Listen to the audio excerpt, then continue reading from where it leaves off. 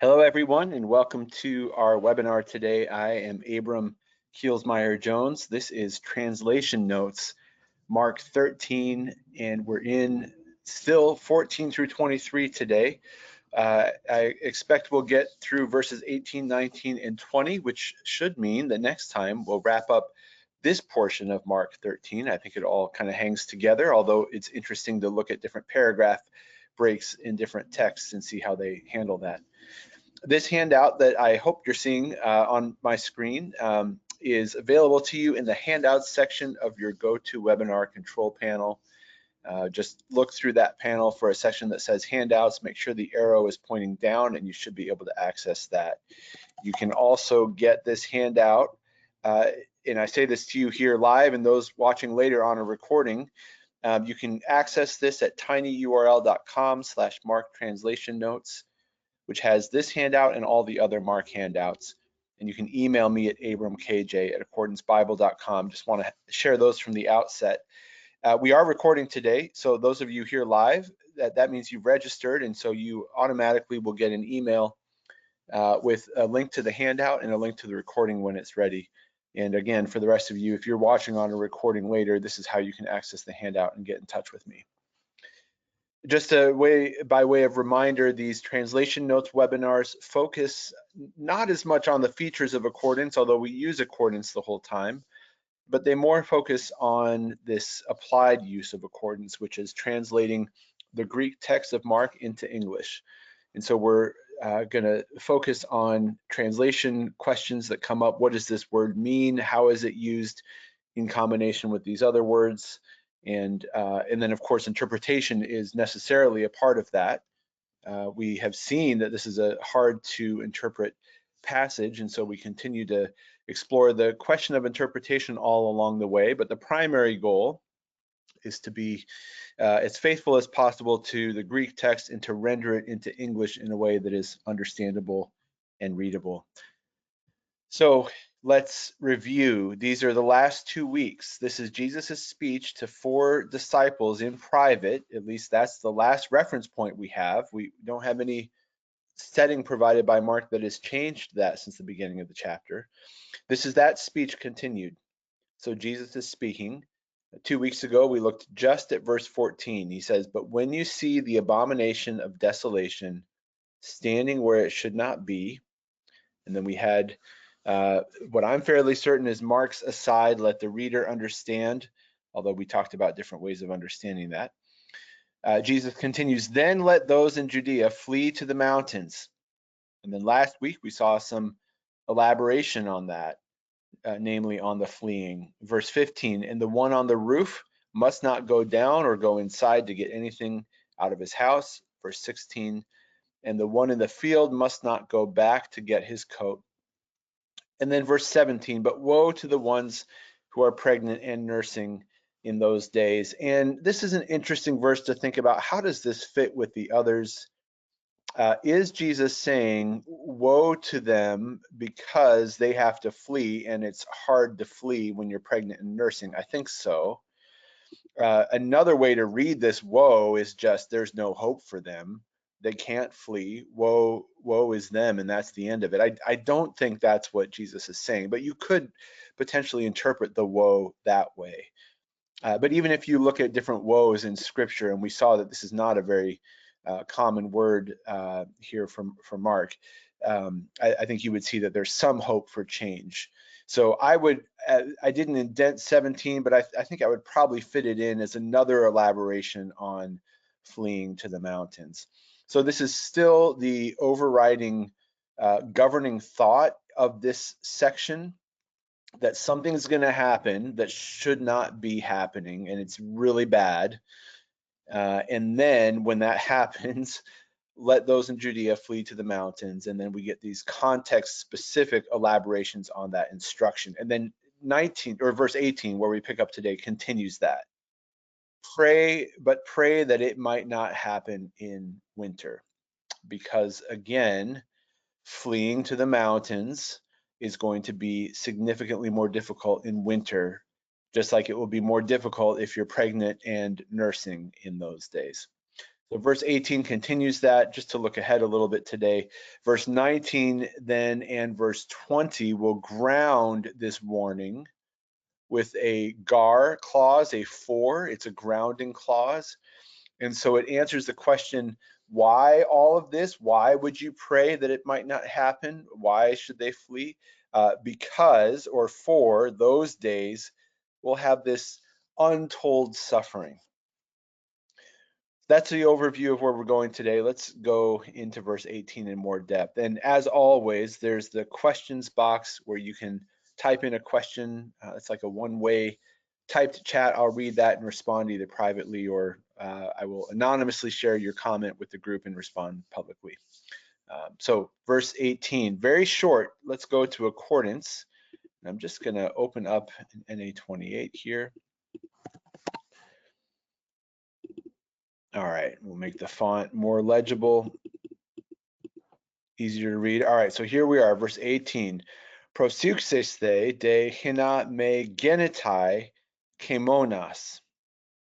We've got a second person plural imperative, present middle imperative as it's parsed here.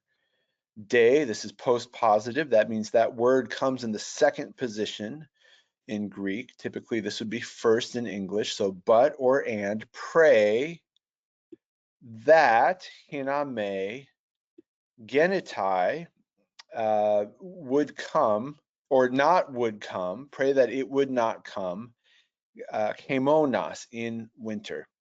Let's unpack that a little bit more.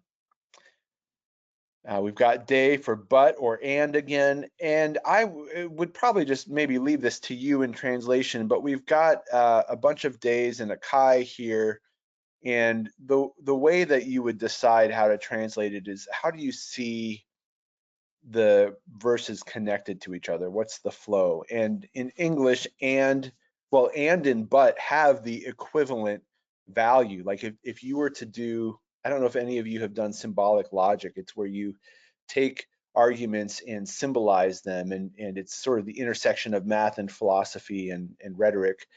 And the and but have the equivalent symbol, and they both are conjunctions. They both, and means and but also means and. But it has this contrastive element to it. So there's a little nuance there, and just maybe think through that.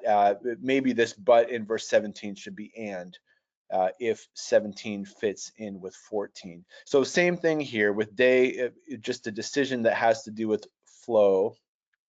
And maybe and pray that it might not happen in winter is better and makes more sense. It's just sort of piling on the things here. But that's a decision I'll leave with you. I think for me, I can go either way, and I'm not sure it's terribly significant in translation, but it is a decision to make all the same.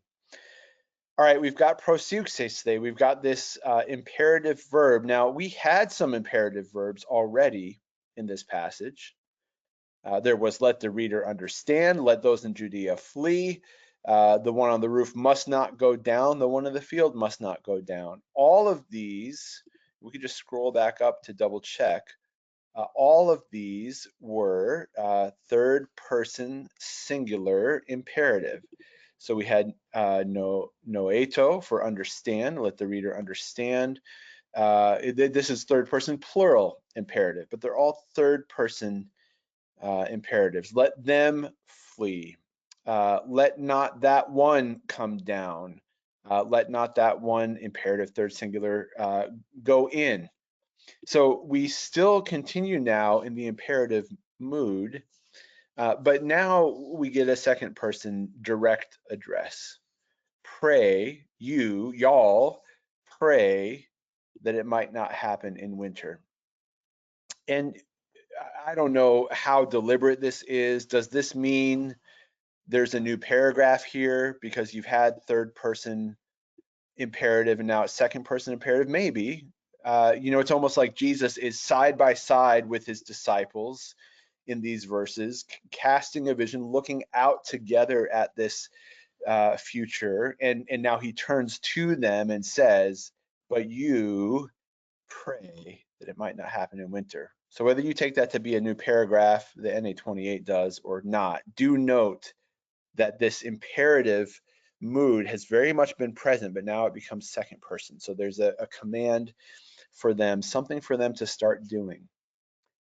And that, I think, gets back to a point that I've tried to revisit with each passage, and that's something that R.T. France says, and not everyone will agree with this, and that's fine. I find it compelling, and that is that there are important questions of when will all this be? That's what the disciples asked. That's what we still ask. Important as those are, Jesus is really focusing on obedience here. So when you were brought before the judge and the courts, do not worry what you will say, it will be given to you. And now here's another command, pray in order that it might not happen in winter. So even though this is a short verse, it almost sounds like a sidebar. By the way, this would be even worse in winter. I don't think it's insignificant that we have this other second person imperative here. Again, I think it reinforces the call all throughout this passage that whenever it happens and whatever happens, whenever, do these things, be obedient in this way, follow these literal commands that Jesus is given. So I actually think there's a lot wrapped up in there once you get the parsing here. But pray that it might not happen in winter. And just to get a little bit in the weeds on the grammar, if folks are interested in this, we can go further. But you've got this hina me genitai. So hina, typically we understand to be having to do with purpose, or in fact, if we triple click, it will literally say that in BDAG, marker to denote purpose, aim, or goal. So it often will be translated in order that, or that. And there are lots of different verbs it could go with. You can see them listed in BDAG here. And this is maybe just a time to remember that BDAG not only defines words, but it has a fair amount of grammar in it. So you can see how hina exists with the subjunctive, present tense, perfect, and all the rest. So it tends to introduce some kind of purpose. You can also have this nuance marker of objective. So it might not just be in order that, it might just be that. And I wonder if there's another meaning. So that, substitute for the infinitive of result, and marker of retroactive emphasis. All right. So the question is, how do we translate that? Translate hina here, and it's something like pray in order that would not come, it would not happen in winter. Pray for it not to happen in winter. We might in English be more inclined to use an infinitive verb here, or even to not think in terms of the subjunctive. I've noted before, and just note again, the subjunctive in English, even compared to 50 years ago, we're probably not as mindful of it when we use it. We probably use indicative verbs where we should use the subjunctive, but the dictionaries will reflect current usage, and then that eventually becomes acceptable. So the subjunctive in English is a tricky thing. I've tried to bring it out here. Pray in order that it might not happen in winter, that it should not happen in winter. But you'll see the NIV just says, pray that it will not happen, pray that it won't happen, a straight future tense. But the NET brings out the subjunctive, pray that it may not be. NASB gives you may. So that's just something to think about as well. Do you want to do something like pray that it won't happen in winter, which is how you would probably say it to somebody today in English in 2025?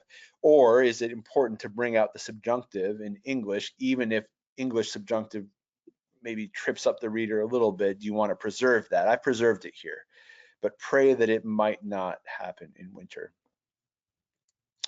A question does arise. Well, what's the subject of genitai?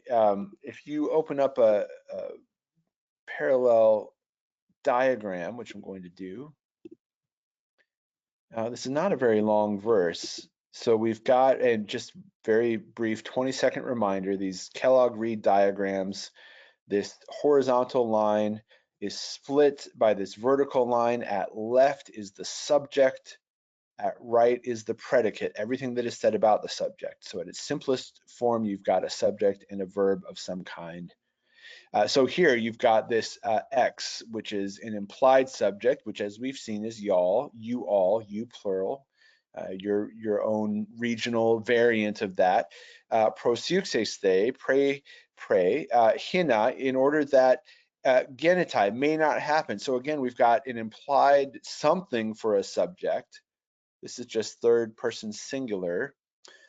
It could be he or she, but that doesn't really make sense in the context. It's it. So pray that it may not happen in winter. Well, the question is, what is the it?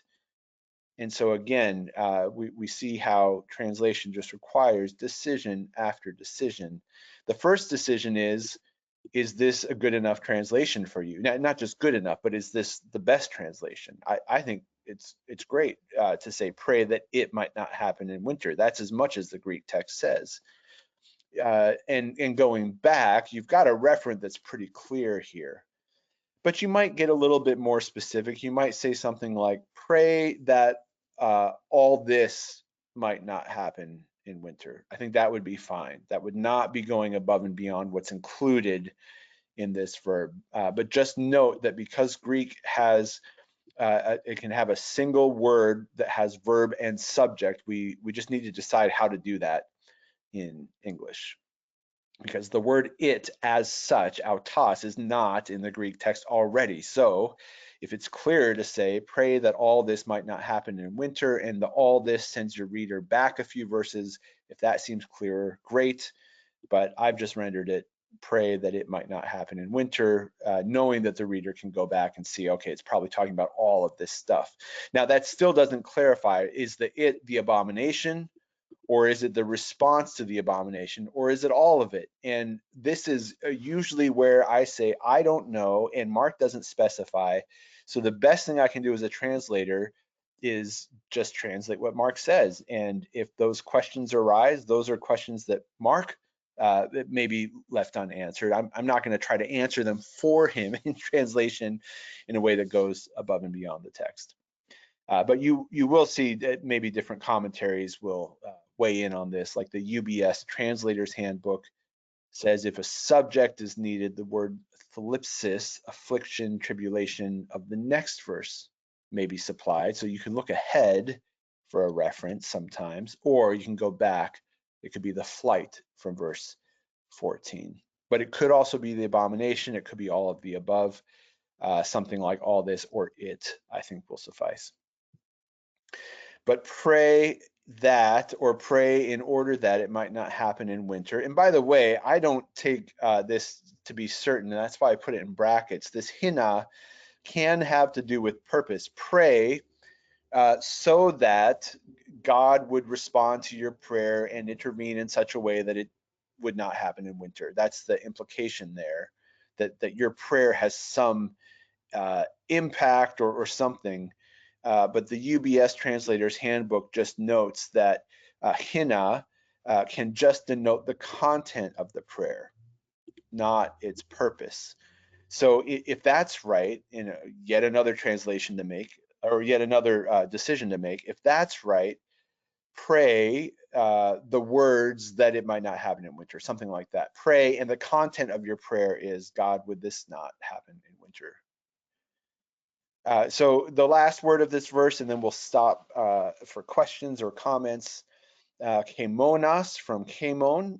BDAG gives us winter. This is not a commonly occurring word. It occurs all of 6 times in the New Testament. You could right-click, search for lexeme, and see all of them here. Some of these will probably be the parallel passage. That's a different passage, verse 16. So here, the NET gives us stormy. This is the parallel passage in Matthew, which interestingly also has Sabbath. But here's Mark, and then here's John, in Acts, and in 2 Timothy. BDAG gives us stormy weather for the first definition, bad weather, storm. That's 1. And then 2, the season of bad weather, winter. And I think you've got some options here for translation, but the question really is, does first century Judea winter map onto, for me, 21st century Boston, Massachusetts, USA winter? Or what if you live in the Bay Area where there is no winter? I've got a friend visiting there now. It's February 21st as we're here, and it's 60 and sunny, or at least it was yesterday.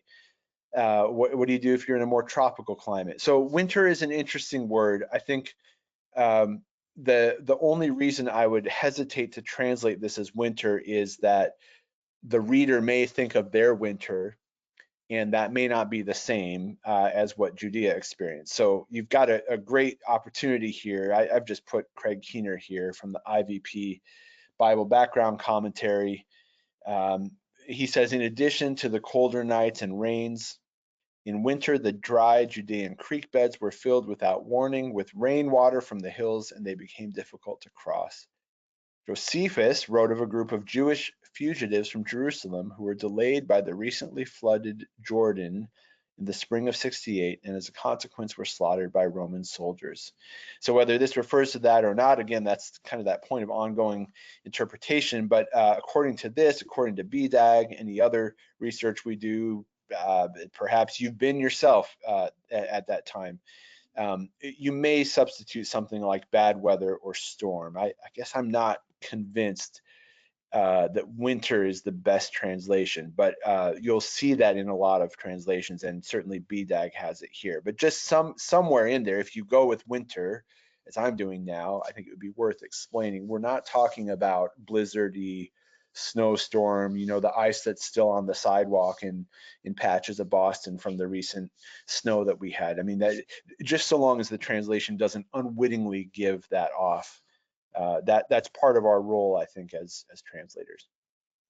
The meaning being, pray that it might not happen at a time where it's hard to travel, and that connects to the pregnant and nursing. It's going to be hard for them to travel, harder than usual, and it's all about fleeing.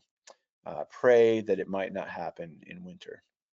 All right, so we're going to go on in just a moment. I want to stop for questions. We're going to get a little bit more of a development now. Again, as I said, there's this grounding clause.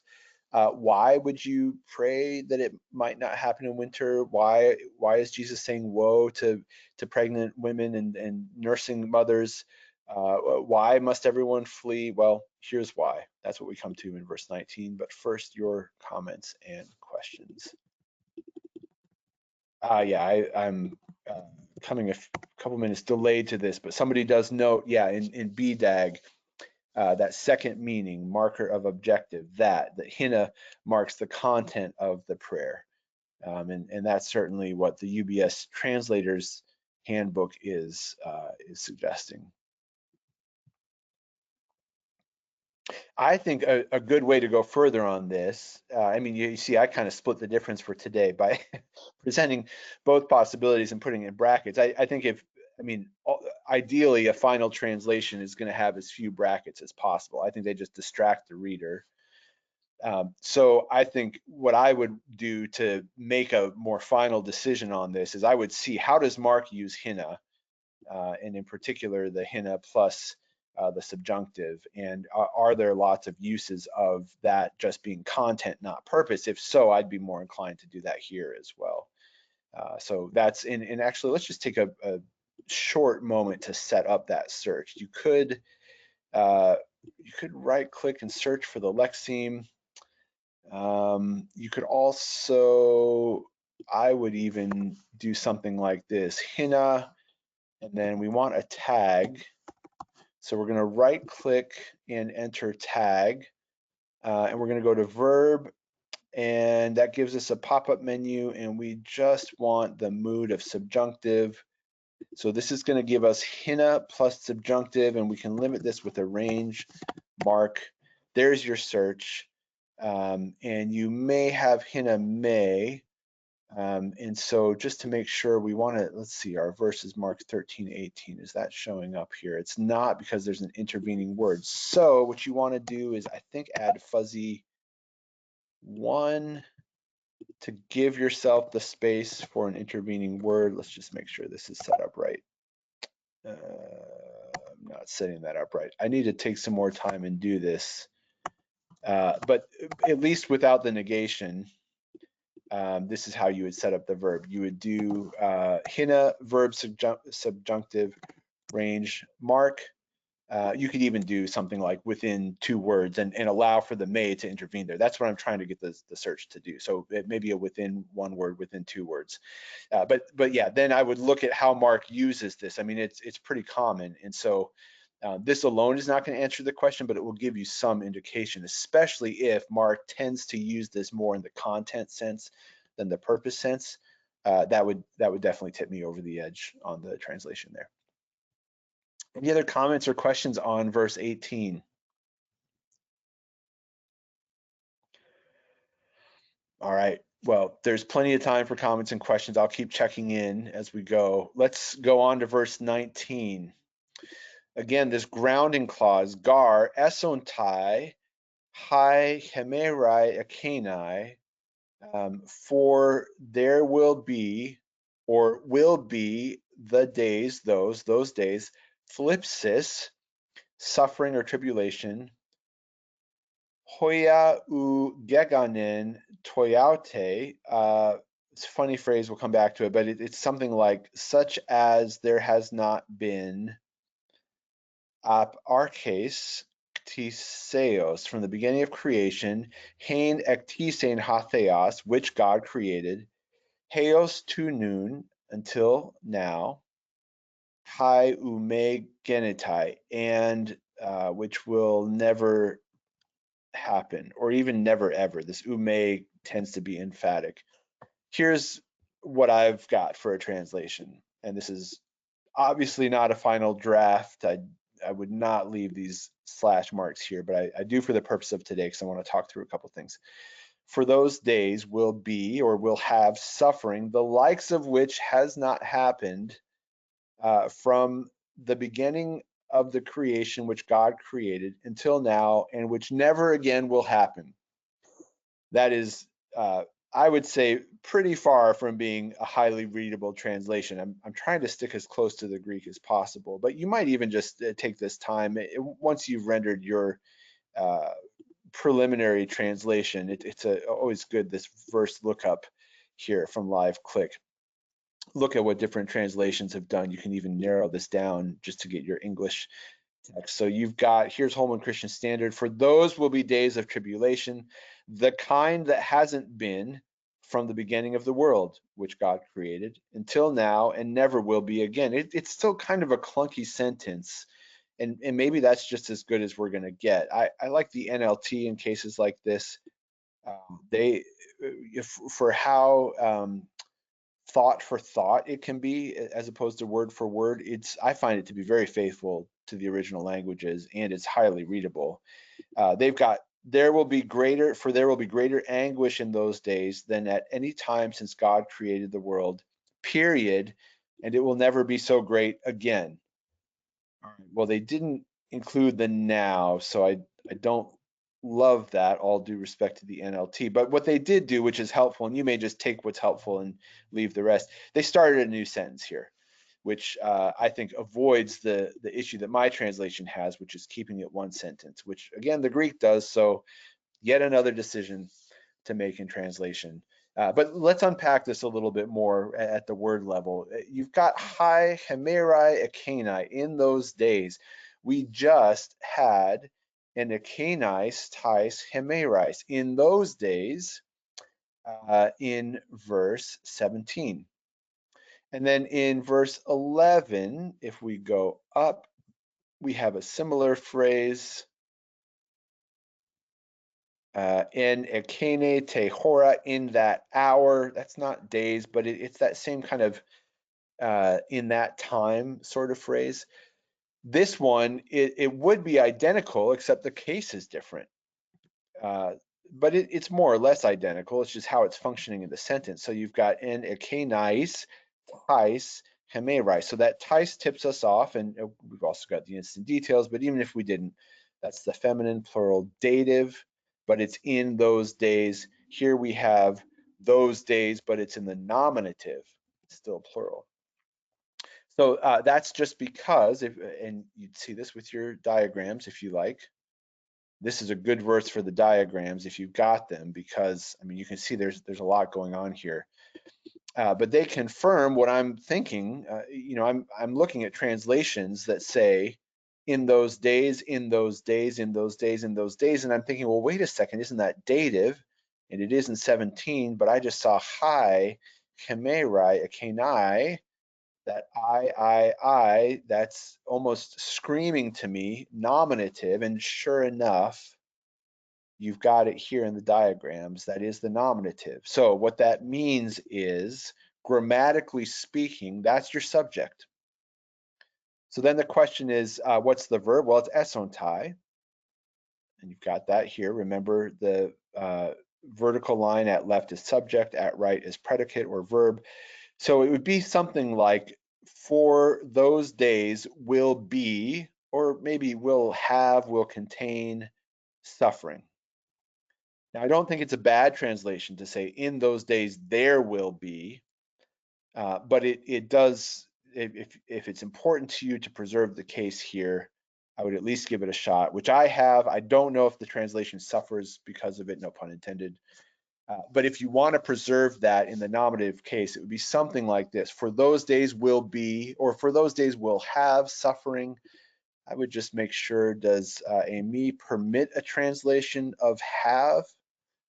There's be, exist, is, contain. Is that in there something? I'm not sure, but the time at which something takes place. I mean, I think it's fine how I have it, but you may prefer in those days. And again, the live click will show you the ASV has those days shall be tribulation. I mean, that's sounds a little archaic, but actually very beautiful, and I think it renders it all very well. It's very straight up. Those days shall be suffering.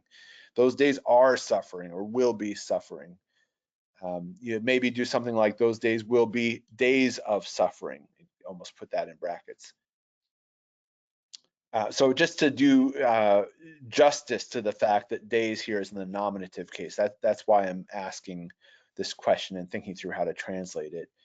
So like I say here in the handout, it's a little different from in those days, although you'll see plenty of translations with that.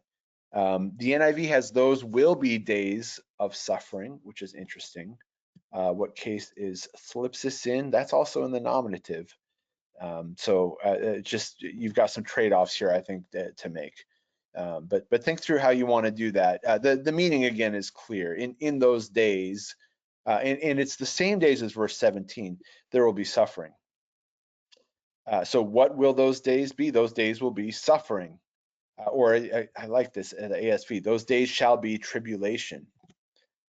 And the rest of the verse now, we're actually going to stop here because I just want to check in on questions now. So if you've got them, feel free to type them into the chat. But the rest of the verse now is going to elaborate on the suffering. It's going to modify this word. So the summary version of this verse is, in those days there will be suffering, or those days will be suffering, or those days will be full of suffering. Maybe you bring that out to imply it or something like that.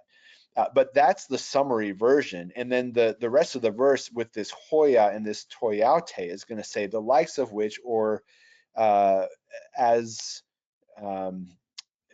such as, or something like that. It's going to elaborate on that. Your diagrams will show you this as well.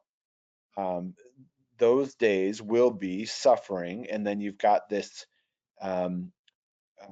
parallel hoya, this elaboration here on what the suffering will be like, and then this is the whole rest of the verse right here. We're not going to go through this whole diagram, but it is just to show us that you've got suffering as has never been and never will be, and then also even you've got the heos to noon here. So we're going to pause there. We'll unpack the suffering, starting with the Greek. But as you think about, if you've got questions or comments, and if not, we'll stop again in a little bit. Let me just note here that I am pretty confident that, I mean, there's a lot about this passage I'm not confident in. So when I find some interpretive confidence here, I want to hold on to that. And one thing I'm pretty confident in is that those days of verse 19 are the same those days that are in verse 17. So we still have this when question at hand. But if you look at verse, let me just go back up to the review here. Woe to the ones who are pregnant and nursing in those days. So whenever those days are, but pray that it might not happen in winter. So there's still a connection there, the it to those days. And then verse 19, for those days. So both the fact that this is flowing as it is and this gar grounding clause is connecting directly back, and it's just 2 verses apart. These are the same those days that are in verse 17. So whenever they are, the ones in verse 17 and the ones in verse 19 are the same. I don't know that there's an interpretation that says otherwise. There may be, but just in terms of the flow of the Greek text, whenever we think those days are, that much I'm pretty confident in that those are the same ones. So what that means is that if I were like making a chart, and you know, I shared with you Stein's interpretation and how he sees some of this as having approximate, more immediate fulfillment, and some having a further off fulfillment. You know, he basically is charting different verses into different eras. And again, you may totally disagree with that interpretation, which is great. I mean, that's fine. But at the least, I would say 17 and 19 go in the same place. So there's at least some clarity right there. So I, again, like to hold to that. But in translation, I don't want to over translate something like in those days. I do want to ask the question, is this near term those days? Is it eschatological? We're going to look at that as we go on. But I'm probably not going to over translate. I'll just say those days, and it's the same those days as verse 17. And what it will be is suffering. That's why they're supposed to flee. That's why they're supposed to get out of there. So we'll move into the suffering now. But let me just pause and see if that prompts any thoughts or ideas or questions from your end. And then we'll continue on.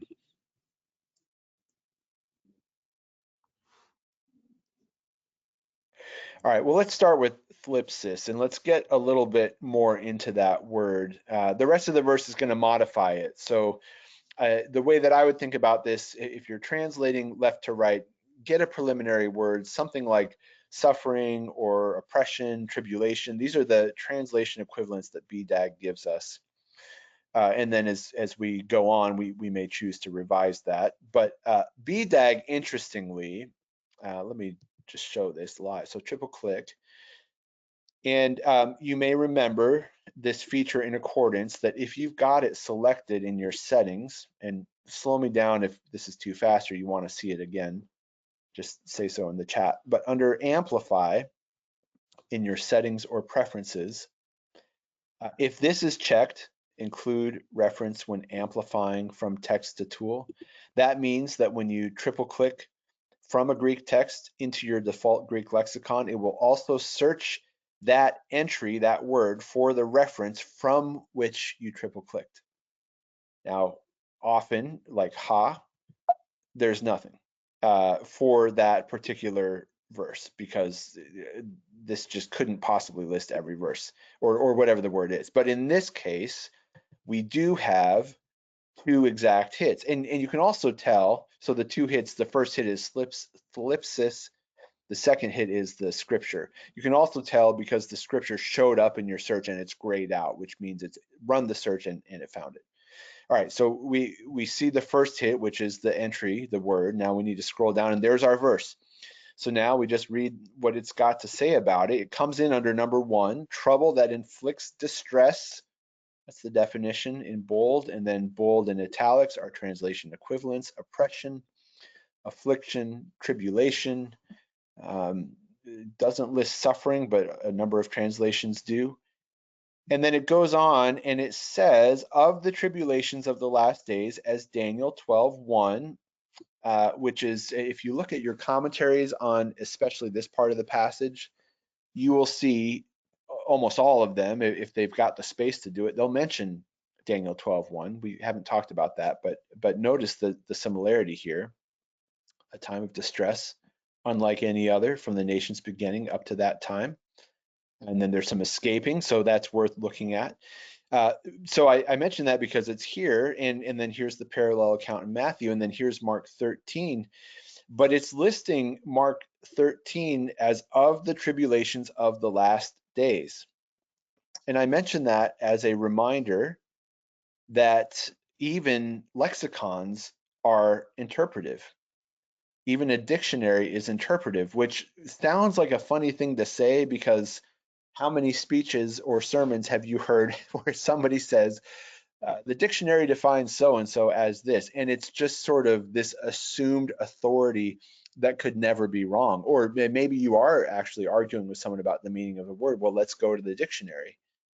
And that's generally a pretty good practice. It's safe to do that. The dictionaries and lexicons that we have tend to be pretty trustworthy.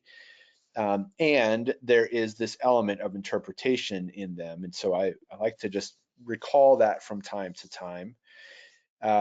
And I don't know how there couldn't be. I mean, it would be impossible to be purely objective in writing a lexicon or a dictionary, because as we've seen time and time again, there's some words where they can't mean everything, and you've got to kind of figure out what's the best way of understanding and defining this word. So anyway, without getting too much into the theory of it, this is just a friendly reminder that even this scholarly, maybe we think of it as objective lexicon, and maybe it is, whatever that word means, there's interpretation involved.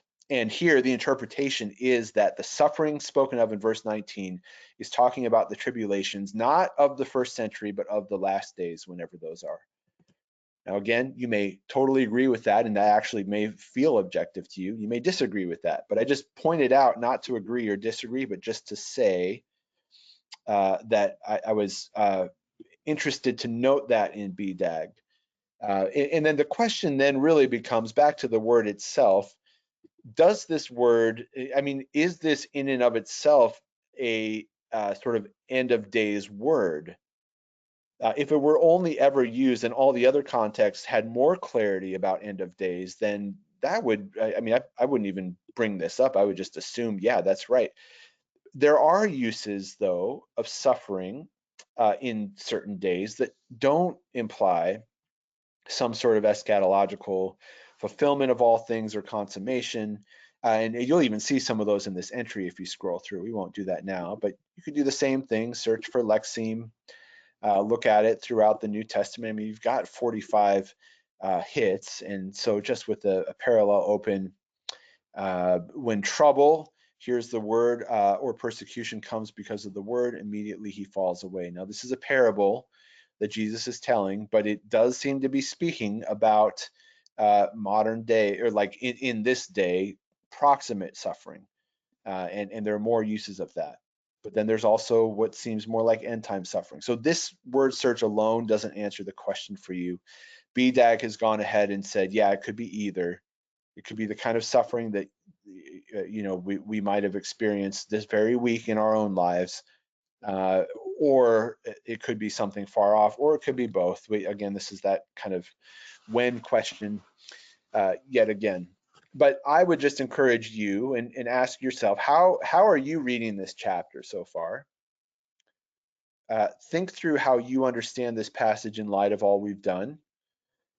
And it may not come out in your translation anyway. I don't think that even if you're 100% sure that BDAG is right, or 100% sure that it's wrong, or 99% or whatever, I'm not sure that your translation needs to change.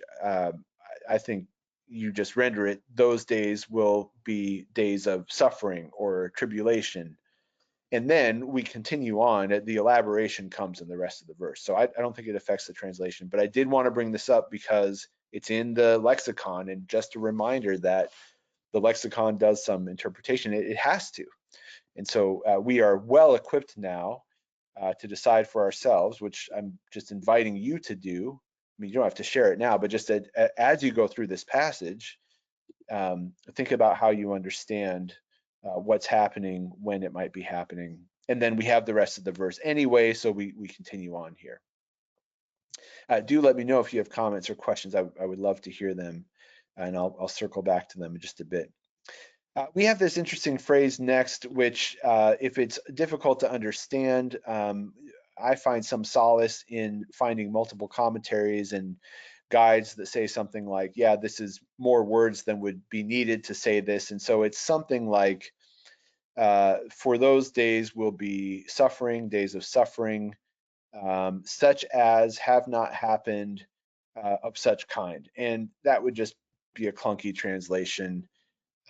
Max and Mary say this is a redundant use. If you go to, I put a list at the end again today. These are some more Greek-oriented commentaries. You'll probably get something similar there. And so you just want to bring it out in a way that makes sense, which would be, what I've done is the likes of which has not happened. You may find a better way to do that, such as there has not been, such as the world has never before seen and will never again see. You've got some options here. And I just put the NET note here where they're talking about approximate fulfillment, but more being in view. And they would go with BDAG here, where Jesus is referring to the great end time judgment on Jerusalem in the Great Tribulation. And I've put here, and I won't read through this now because I would like to cover verse 20 today as well as your comments and questions. But here is the SIL Exegetical Summary Series on this verse, asking the question, and we didn't go deep into the Greek here. We will come back to some of this in verse 20. But it's asking the question, what is the coming trouble? And in what way will it be greater than any trouble that has ever happened before it or will happen after it? And so you've got these kind of three standard options, and again, there's maybe maybe a spectrum is a more helpful way to think, and everyone's going to have nuance in this, but something like a very proximate fulfillment. And these particular resources say this is a hyperbolic statement, which is not to downplay what Jesus is saying. It's not to not take him seriously. It's to say Jesus is deliberately employing the rhetorical device of hyperbole, like if your hand sins, causes you to sin, cut it off and throw it away.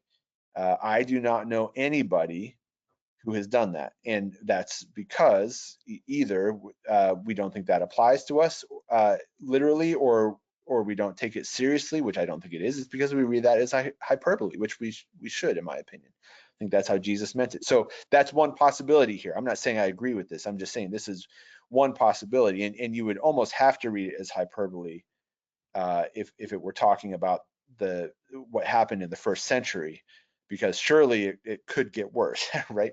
All right, so that's one option. The second option is the coming destruction of Jerusalem, which is still sort of related to this first view. The third one then is this idea of the final tribulation, which is what you're seeing in the NET Bible. You're seeing it in BDAG, and then there are these other ones. You even have this kind of both and view, partial fulfillment in AD 70, but there's also a far off, meaning we've brought that up probably almost every week. Prophecy in the Old Testament was already working that way, so it would not at all have been unusual for Jesus to be doing a both and here. But that takes us a little bit beyond the Greek. I am going to revisit this ktiseos hein ektisein in just a moment, because it's an interesting phrase. I mean, I've translated it. I did not smooth this out at all. I wanted to preserve the Greek. The beginning of the creation which God created.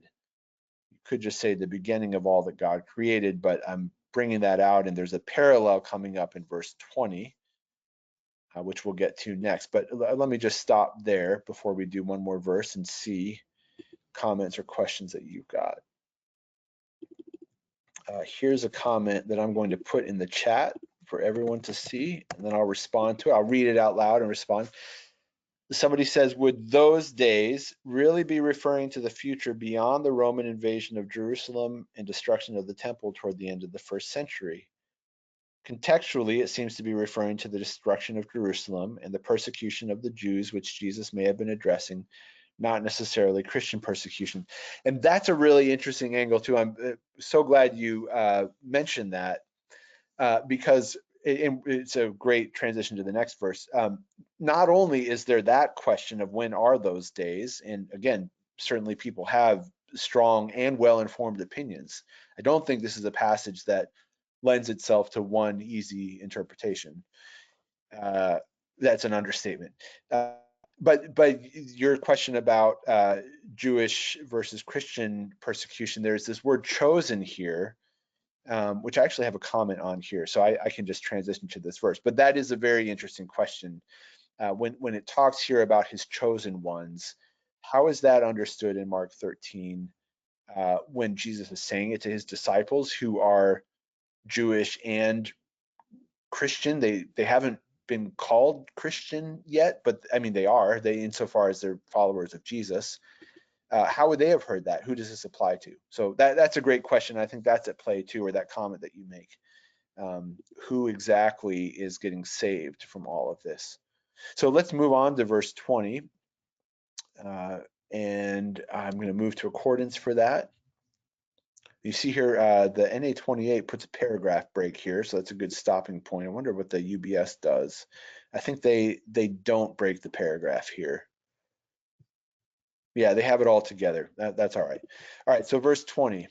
Kai eme ekolabosen kyrios tas himeras, and or but if not shortened the Lord or Lord the days, those days, uk on esothe pasa sarx, would not have been saved all flesh, or how we would say it, no flesh would have been saved. Ala dia tus eclectus, but because of the chosen or elect, on account of hus ezelesata, whom he chose or elected, ekalabosen tas hemeras, he did cut short the days or those days. Here's how I've got it. And if the Lord had not shortened the days, nobody would have been saved. But because of the chosen or chosen ones, whom he chose, he has shortened the days. You can see here with my hash marks and brackets, there's a couple things here to decide on. The Greek says had not shortened the days, and so that's fine in translation. I do think, again, the hemeras here, it's the same in those days as verse 19 and 17, whenever they are. So take what degree of certainty you can when you can get it in this passage is how I look at it in terms of the interpretation. So to me, it's all same those days. So you may want to bring that out in translation with if the Lord had not shortened those days, but it doesn't have a kanos there, it just says the days. Same thing with the chosen ones. Greek will sometimes assume something like a possessive pronoun without saying it, and they are his because he chose them, but you don't need it because, for one, it's not there. It says the chosen, and then it does go on to say whom he chose.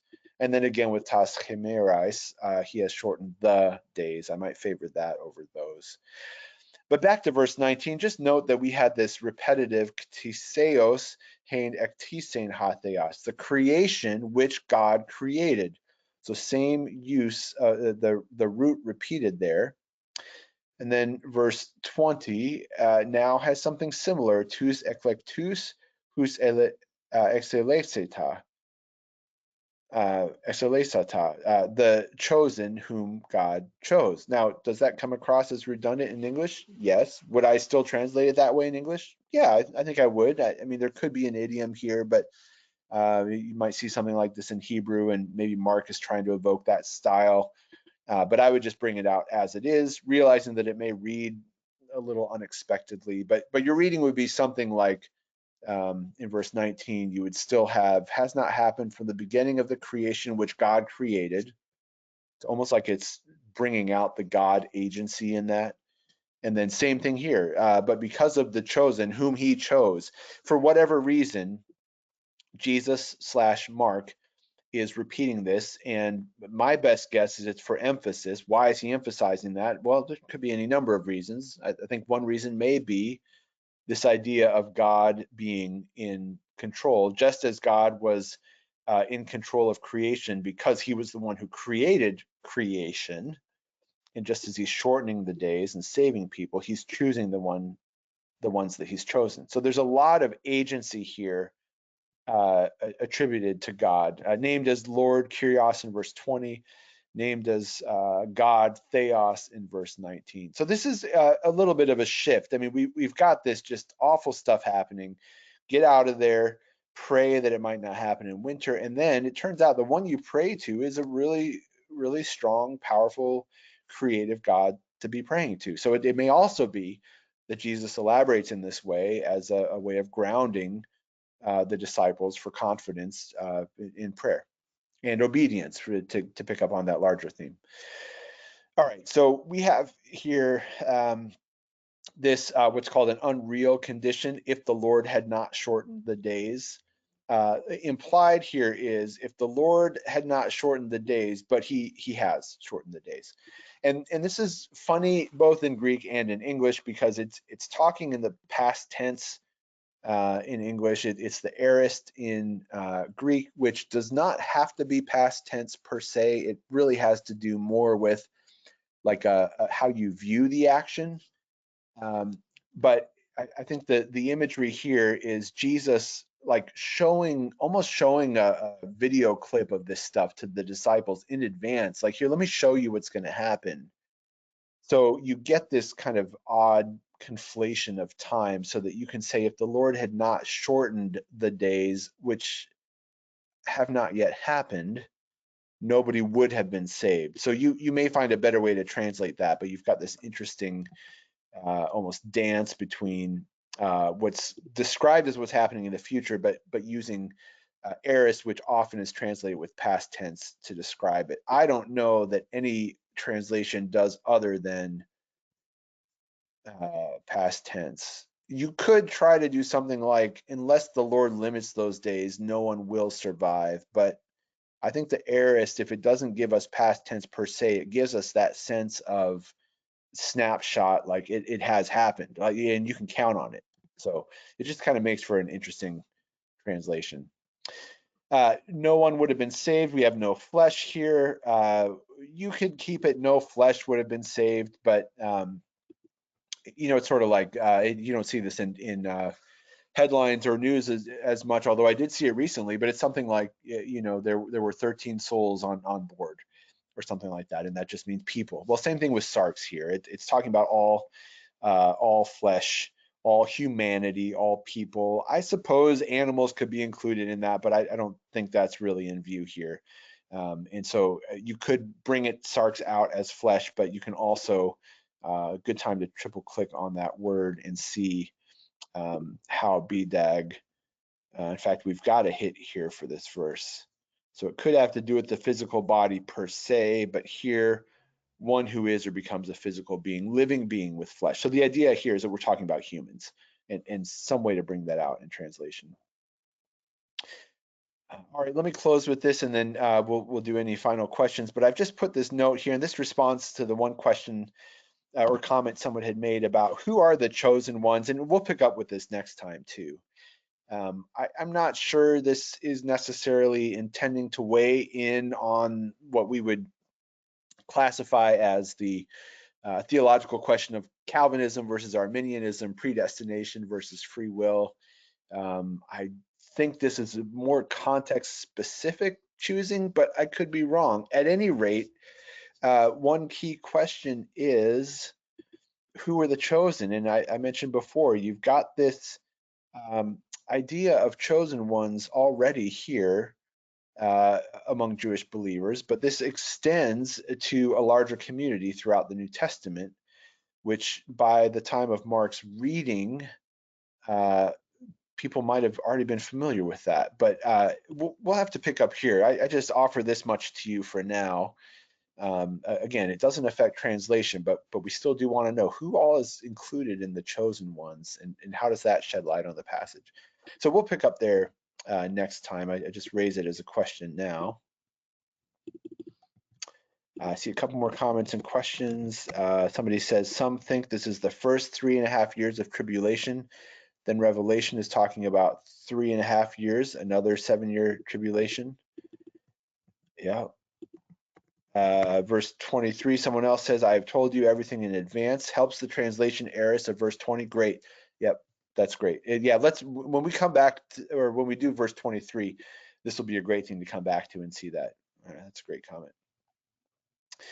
Good. Well, let me end the recording, and then I'll give you all a discount code. Those of you who are still here, if you're watching this on a recording, again, handout tinyurl.com/marktranslationnotes. Here's my email address, and thanks for watching.